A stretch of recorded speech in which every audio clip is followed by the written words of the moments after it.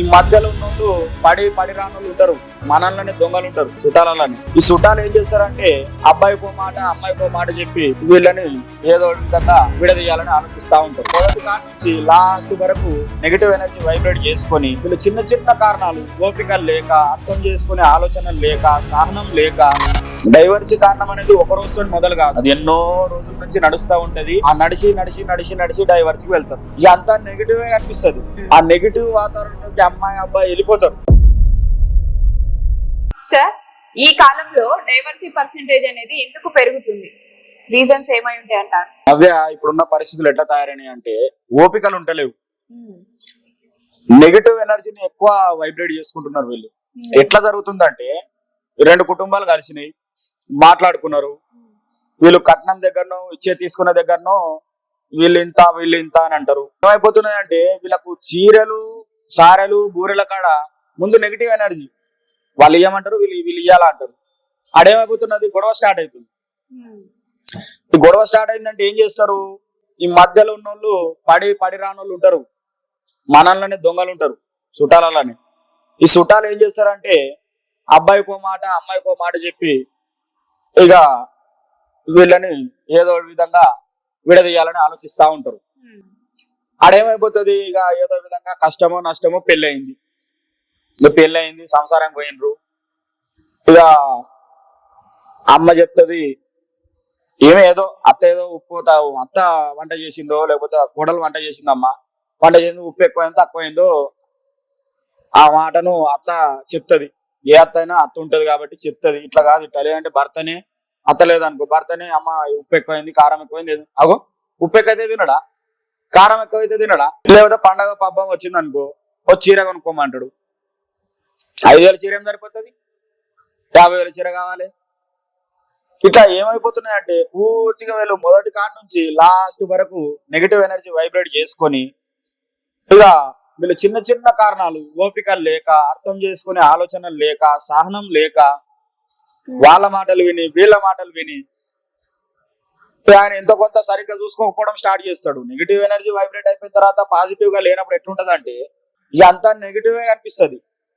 ఆ నెగిటివ్ వాతావరణంలోకి అమ్మాయి అబ్బాయి వెళ్ళిపోతారు. ఇవన్నీ చిన్న చిన్న గొడవ అనేది ముదురుతుంది. ముదరాలంటే ముందు చిన్న చిన్న కారణాలే. ఆ చిన్న చిన్న కారణాలన్నీ పెద్దగా అవుతాయి. ఆ పెద్దగైన ఇది ఒకరోజు డైవర్స్కి వెళ్ళిపోతుంది.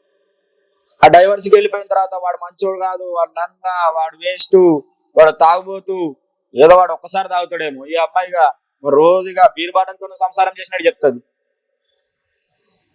ఆడేమైపోతున్నది, ఈ ఇద్దరు వ్యక్తుల మధ్యలో నెగిటివ్ పూర్తిగా వైబ్రేట్ అయిపోయి పాజిటివ్ ఎనర్జీ అనేది లేకుండా డైవర్సీ కారణాలు అవుతుంది. డైవర్సీ కారణం అనేది ఒక రోజుతో మొదలు కాదు, అది ఎన్నో రోజుల నుంచి నడుస్తూ ఉంటది. ఆ నడిచి నడిచి నడిచి నడిచి డైవర్స్కి వెళ్తారు. ఆ డైవర్స్కి వెళ్ళిన తర్వాత ఆల్రెడీ నెగిటివ్ ఎనర్జీ వైబ్రేట్ అయి ఉంటది కాబట్టి ఒకరికొకరికి ఇష్టము ప్రేమ అని పూర్తిగా చచ్చిపోతాయి. అప్పుడు అమ్మాయి వాళ్ళు ఏం చేస్తారు, మా దగ్గర తీసుకున్నది నువ్వు 20 లక్షలు 40 లక్షలు కట్టి 1 కోటి రూపాయలు కట్టి అప్పుడు వీళ్ళు అడుగుతారు. వీళ్ళ మీద అబ్బాయి తల్లిదండ్రులకు అబ్బాయికి మమ్మల్ని రిటర్న్ ఇవ్వమని అని చెప్పేసి వేధింపులు చేస్తున్నారని చెప్పేసి వీళ్ళు బాధపడతా ఉంటారు. కాబట్టి మొదటి నుంచే మీరు ఒక పెళ్లి చేసుకుంటున్నారు అని అంటే ఏ తల్లిదండ్రులైనా పాజిటివ్గా ఉండండి. అయ్యేది ఒకసారి ఖర్చు, వీళ్ళు తగ్గి ఉండాలి. అమ్మాయి వాళ్ళైనా ఇప్పుడు వాళ్ళు లక్ష ఇవ్వలేము 50 ఇస్తామంటే సమాధానించుకోవాలి, ప్రేమతోని మాట్లాడుకోవాలి, పాజిటివ్గా ఉండాలి. ప్రేమ లేవు, ఒకరికొకరికి నువ్వంటే నువ్వు అనే శత్రుత్వాలు పెరిగిపోతున్నాయి. దానివల్ల సంసారాలు ఏడా బాగుంటాయమ్మా. ఇప్పుడు మధ్యలో ఛాన్స్ దొరికేది ఎప్పుడు, మీరిద్దరు బాగాలేనప్పుడే కదా, ఆ రెండు కుటుంబాలు బాగాలేనప్పుడే కదా. ఇక మధ్యలో ఛాన్స్ దొరికితే నాశనం అయ్యేది ఎవరు? నువ్వే చెప్పున్నావే, ఎవరు నాశనం అవుతారు? అమ్మాయి అబ్బాయి.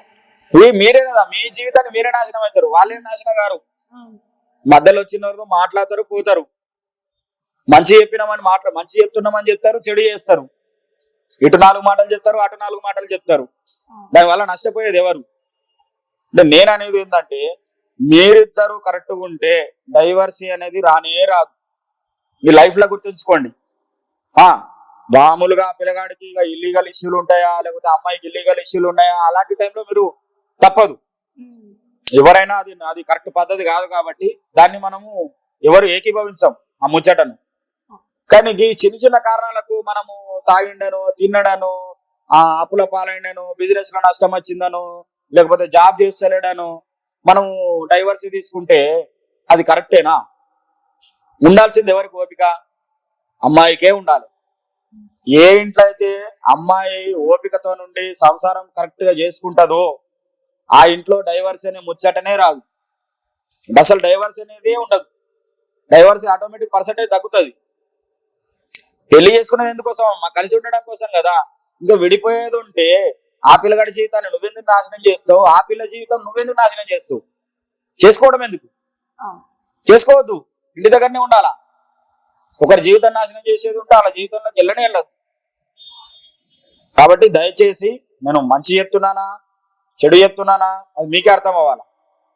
మీ ఆలోచనలు మారి మీరు పాజిటివ్ ఎనర్జీతో ఉంటే 100% మీరు బాగుపడతారు. అసలు డైవర్స్ అని ముచ్చటనే రాదు. అబ్బో వాళ్ళిద్దరు కరెక్ట్గా ఉంటారు, వాళ్ళిద్దరు మధ్యలో మనం ఏం చెప్తామంటారు. అట్లా భార్య భర్తలు అంటే కలిసిమెలిసి తన సంసార జీవితాన్ని ముందుకు సాగాలి, ఆ బండిని దూసుకెళ్ళాలి. అప్పుడు మీకు నలుగురు వచ్చి సపోర్ట్ కూడా చేస్తారు.